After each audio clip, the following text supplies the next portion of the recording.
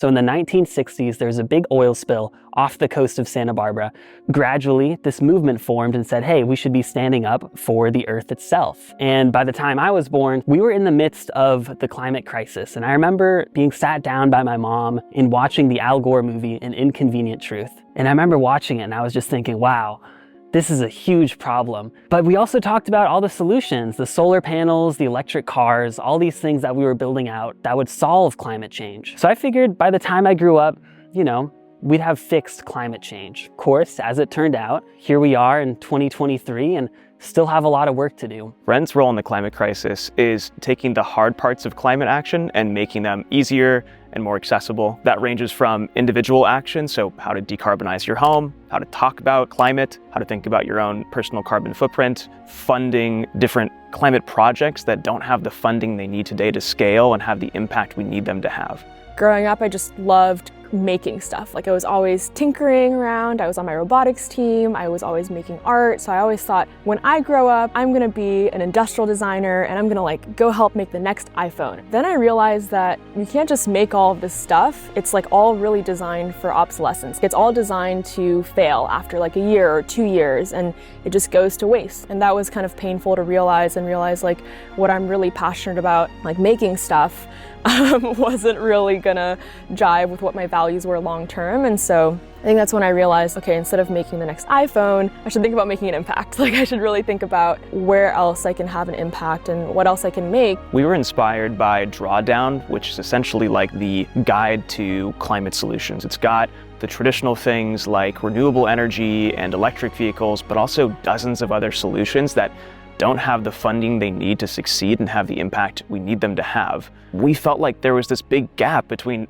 public knowledge of these amazing technologies and the recognition that they need. Solutions can come in many different forms, whether they're nature-based, industrial gas management, policy projects, and I think we have a really open mind when it comes to what should the solution be to the climate crisis. The average contribution size at Wren is $25, $30, and we have projects that we're fully funding. We're the only entity funding a particular climate project that might need hundreds of thousands of dollars to just get off the ground. And that's something that an individual can't do on their own, but when you take thousands or tens of thousands of people, you have this amazing collective action. This was actually a year or so into starting Wren. Ben and Landon and I were living together in the Napa area of California and working on Wren, just trying to fund projects, get people involved, get people taking climate action. When we ourselves were impacted by climate change with the wildfire season in California back in 2020, that was very extreme. Thankfully, we were able to evacuate. We didn't know the whole time whether all of our belongings had burnt down or not. We were looking at CAL FIRE maps every day. Burned area versus not burned area would flicker over our little triangle of home. And so there was this real sense of,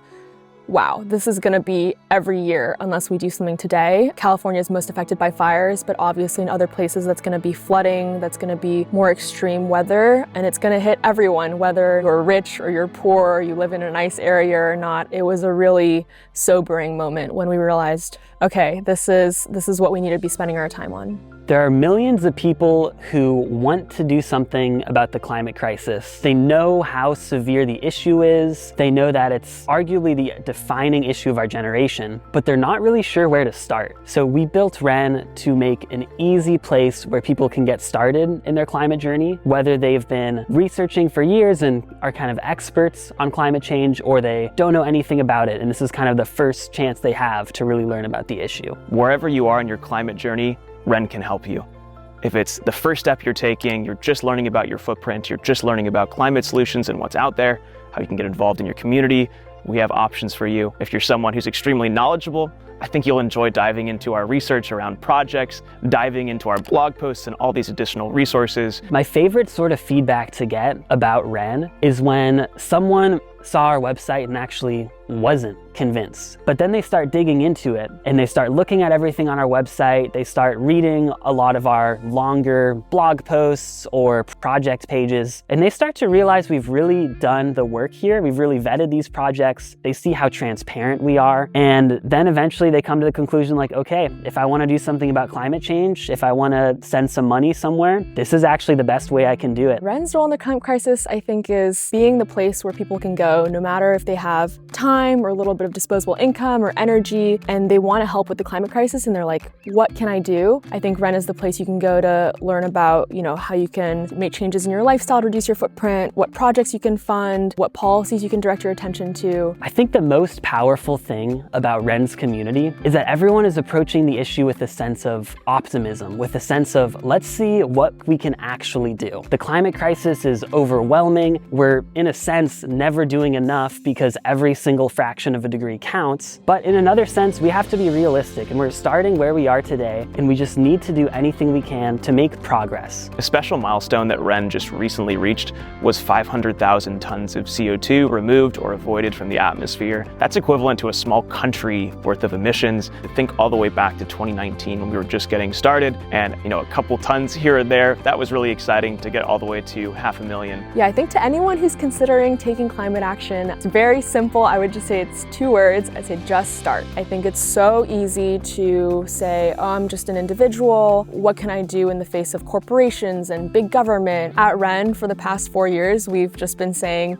you can do something. Or whether it's changing our lives and day-to-day actions, or just contributing in a pretty easy way, a few dollars every month to a lot of solutions that really have a big impact. In Wren's community, we really just focus on moving forward, making the change we want to see in the world, and embodying that change. I think what makes Wren's community powerful is for the same reasons that we were inspired to start Wren, which is a curiosity and optimism for all of these different climate solutions.